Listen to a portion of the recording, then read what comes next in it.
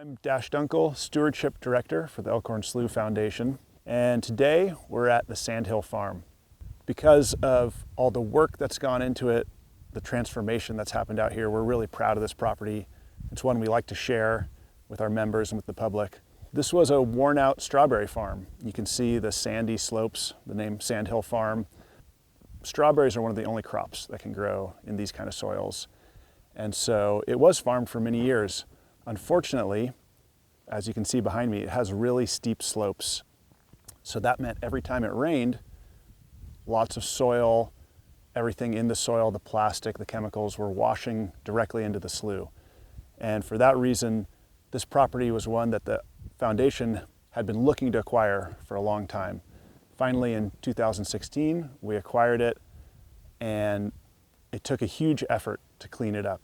There was still tons of plastic in the fields, all the drip tape, the plastic mulch, everything associated with a farm had been left in the field. So in these sandy hills, you need about 1 million gallons per acre per year to grow a crop. That's a lot of water.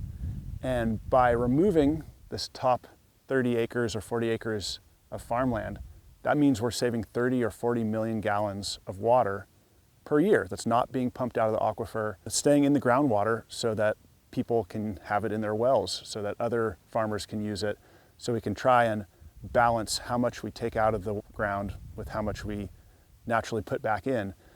You know, by restoring these slopes, we also think that a lot of that water, or at least some of it, is going to infiltrate back into the aquifer. By slowing it down, by having it go down the roots of the plants, hopefully we can start to replenish the aquifers here at the Sandhill Farm and our surrounding area.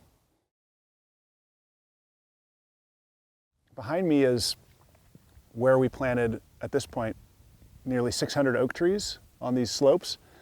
But during that time, we've also seen a big influx of native plants coming and reclaiming the territory. So much of these green bushes, native coyote brush, that recruited on their own and are continuing to heal the land, to provide that habitat, to capture the runoff and the water. And it's amazing to see. So coast live oak are one of the foundational species of our coastal ecosystems here. They provide habitat for hundreds of different types of insects, caterpillars, pollinators, habitat for birds, other animals. Lots of animals eat the acorns, eat the leaves. So they're a critical species here in the Elkhorn Slough watershed and throughout California. With climate change, with other issues, we have to think long and hard about the different species that we use for habitat restoration. But we think right here near the coast, these coast live oaks are going to do extremely well into the future, just like they did in the past.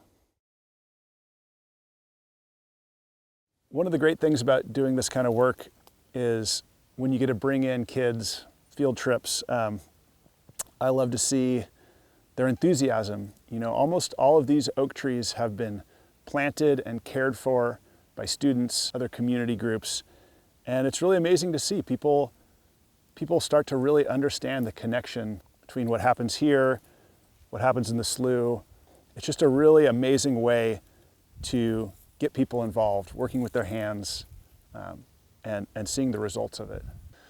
Thanks to our supporters, our members, our volunteers, our community, Sandhill Farm is going to continue being a vibrant, recovered ecosystem, protecting Elkhorn Slough for future generations.